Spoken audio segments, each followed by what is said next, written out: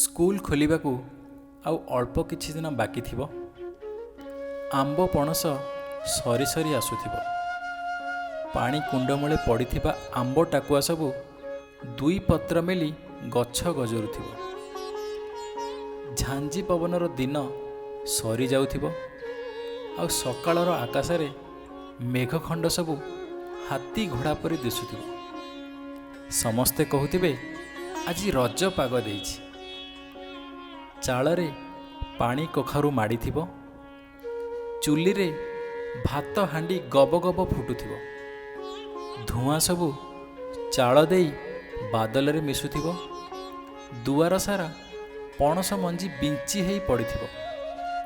ପଡ଼ିଶା ଘରୁ କେହି ବି ଜଣେ ପେଷଣାରେ ମୁଗ ବିରି ରଗଡ଼ୁଥିବ, ଆଉ କେହି ଢିଙ୍କିଶାଳରେ ଚୁନା କୁଟୁଥିବ। ସେ ସମୟଟି ଏମିତି ହିଁ ଥିଲା। ବର୍ଷ ବର୍ଷ ଏମିତି ଦୃଶ୍ୟ ଦେଖିଛି ଏ ଆଖି।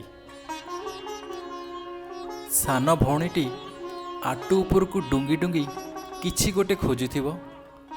ନ ପାଇଲାରୁ ମୁହଁ ଶୁଖେଇ କାନ୍ଦୁଥିବ। ମୋ ଦୋଳିପଟା କିଏ ନେଲା ବୋଲି ଏଁ ହେଉଥିବ। ବଡ଼ ଭଉଣୀ କହୁଥିବ ମୋ ପାଇଁ ଏଥର ବାଉଁଶ ଦୋଳି ନ ବାନ୍ଧିଲେ ଦେଖିବୁ ରହ। ବୁଢ଼ୀ ମା କହୁଥିବ ସଞ୍ଜ ବେଳକୁ ମୋର ପାନ ଗୁଆ ଗୁଣ୍ଡି ଖଇର ଆଣିଦେବୁ।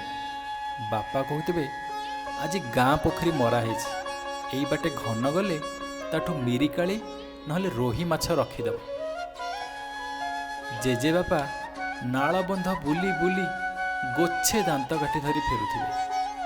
ସେତିକି ବେଳେ ଅଜା ଆସି ପହଞ୍ଚିଯିବେ। ଅଜାଙ୍କୁ ମୁଣ୍ଡିଆ ମାରିଲା ବେଳେ ମା ପାଣି ଢାଳଟେ ଧରି ହାଜର ହେଉଥିବ। ପୁଣି ଚଟପଟ ହାଣ୍ଡିଶାଳକୁ ଯାଇ ସେ ଜମାନାର ସ୍କ୍ୱାସ୍ ପାଣି କରୁଥିବ। ଅଜା ପିଇଲା ବେଳେ ମୋ ଭାଗରେ ବି ଗିଲାସେ।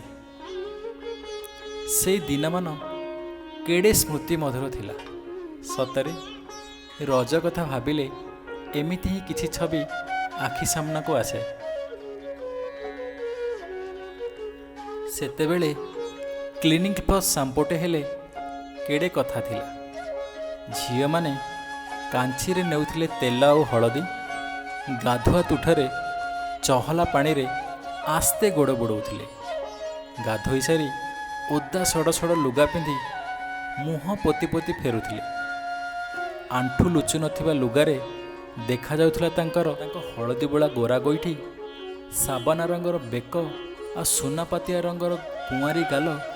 ସତରେ ଆଜି ଶଙ୍ଖ ମାଲମଲ ଗାଧୁଆ ଘର ଭିତରେ ହଜିଯାଇଛି। ସେତେବେଳେ ସଜବାଜ କହିଲେ ପାଦରେ ଅଳତା, ମଥାରେ ଟିକିଲି ଆଉ ହାତରେ ଚୁଡ଼ି ପଟେ ପଟେ। ଟିକି ଝିଅମାନେ ମୁଣ୍ଡରେ ରିବନ୍ ଭିଡ଼ୁଥିଲେ ଆଉ ମଥାରେ କୁଙ୍କୁମ ବି, କେହି କେହି ଆଖିରେ କଜଳ। ବାସ୍ ହେଇଗଲା ସଜ। ଆଉ ଅଧିକା ହେଲେ ହରଗୌରା ନହେଲେ ମଞ୍ଜୁଆତି ପତ୍ର ବାଟି ହାତରେ ମେହେନ୍ଦି କରୁଥିଲେ। ରଜ ସଜ କହିଲେ ସେତେବେଳେ ସେତିକି ହିଁ ଥିଲା।